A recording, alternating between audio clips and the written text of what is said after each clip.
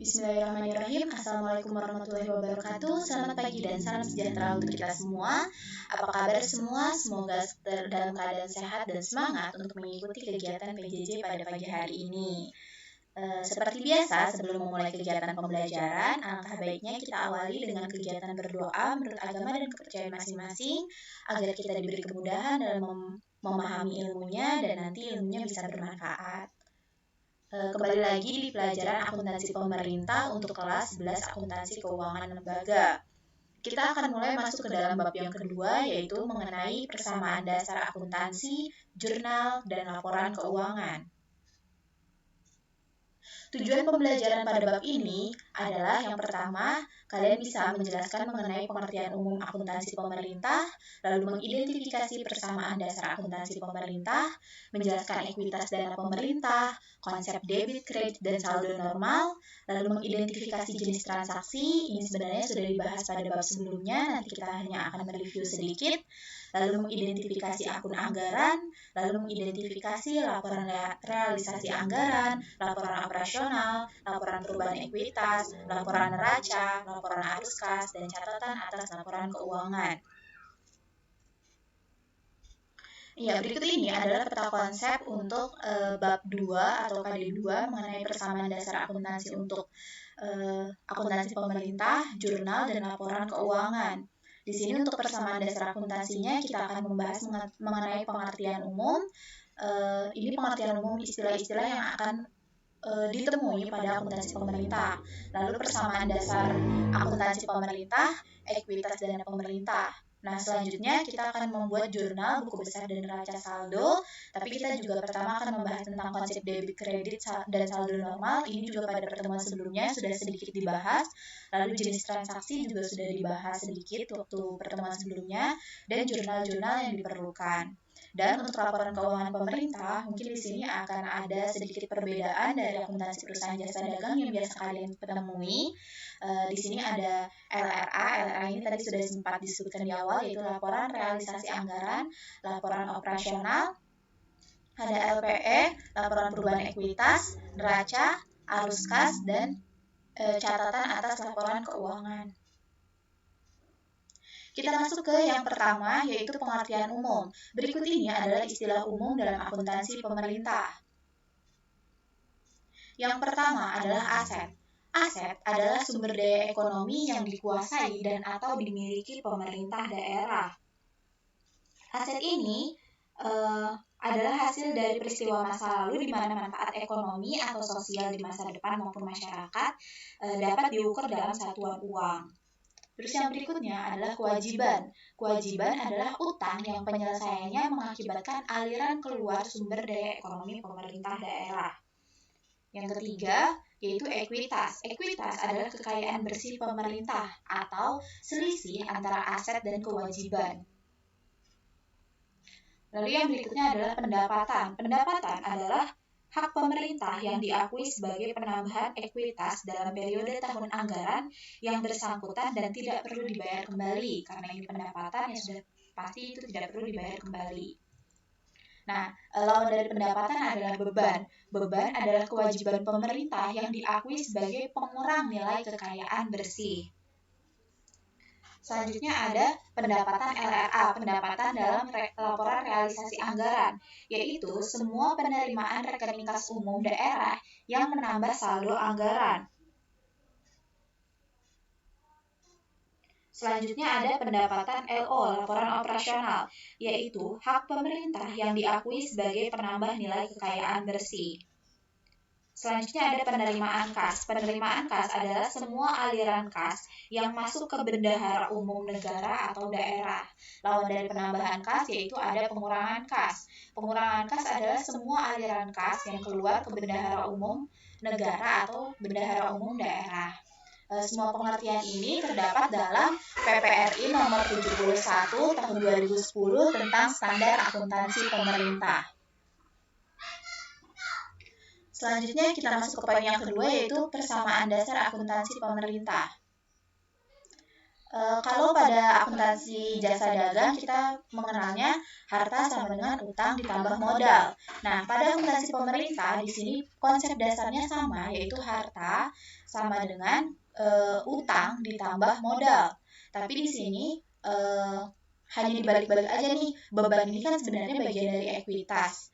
Di sini dia mengurangi ekuitas, tapi dia pindah posisi jadi aset ditambah beban sama dengan kewajiban ditambah ekuitas plus pendapatan. Pendapatan ini juga biasanya kalau di perusahaan jasa dagang masuk ke dalam ekuitas atau modal.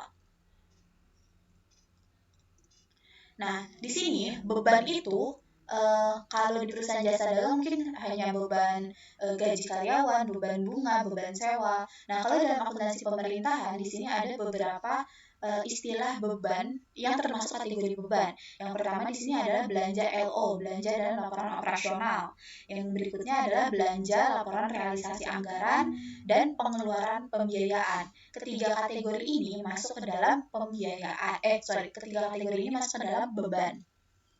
Selanjutnya pendapatan. Pendapatan itu juga di sini ada 3 kategorinya, yaitu pendapatan LO, pendapatan laporan operasional, dan pendapatan LRA atau pendapatan dari laporan realisasi anggaran dan penerimaan pembiayaan, atau sebenarnya ini adalah kebalikannya. Gitu.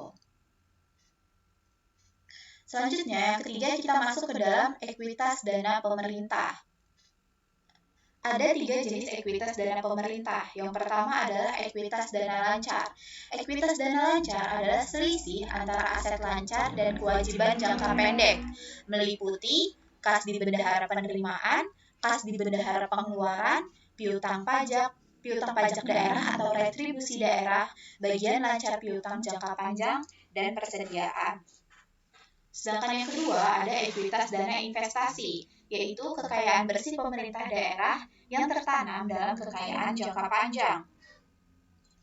Entitas dana investasi terdiri atas jumlah investasi jangka panjang, aset tetap, dan aset lainnya dikurangi dengan dana yang harus disediakan untuk pembayaran utang jangka panjang.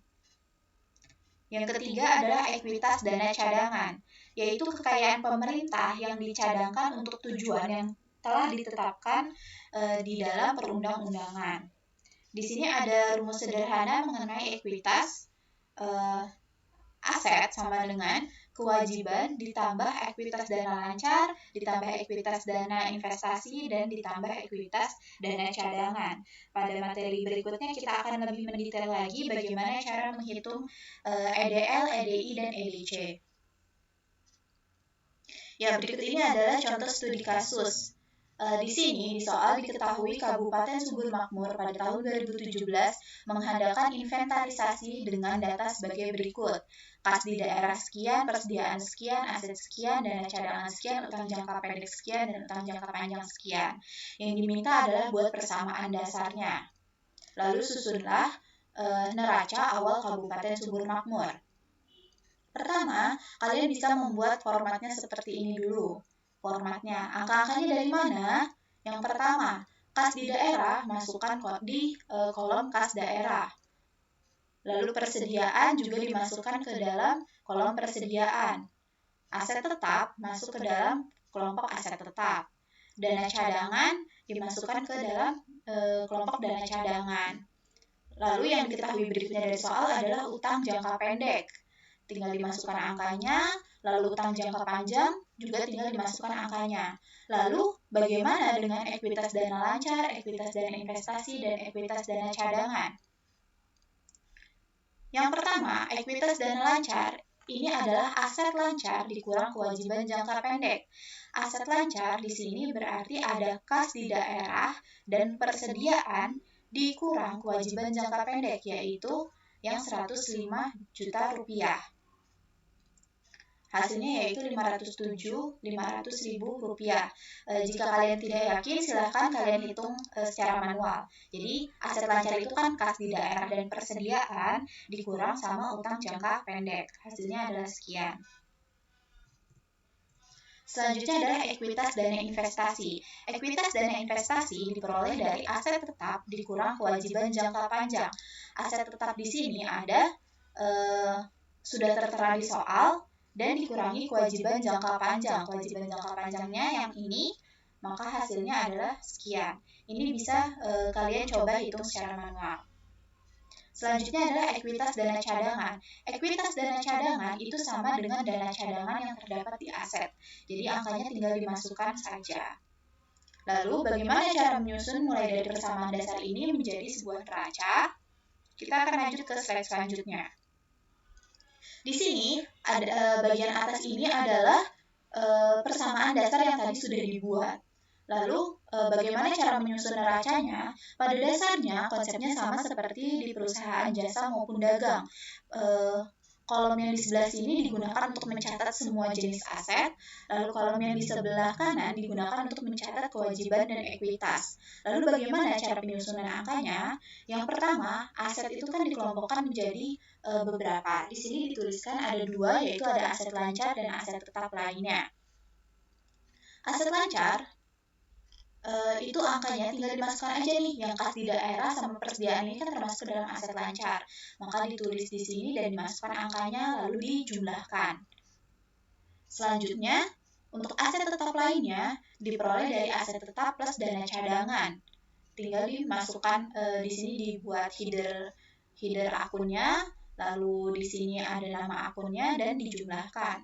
Lalu jumlah asetnya adalah total aset lancar yang sebesar Rp612.500.000 ini ditambah Rp350 juta.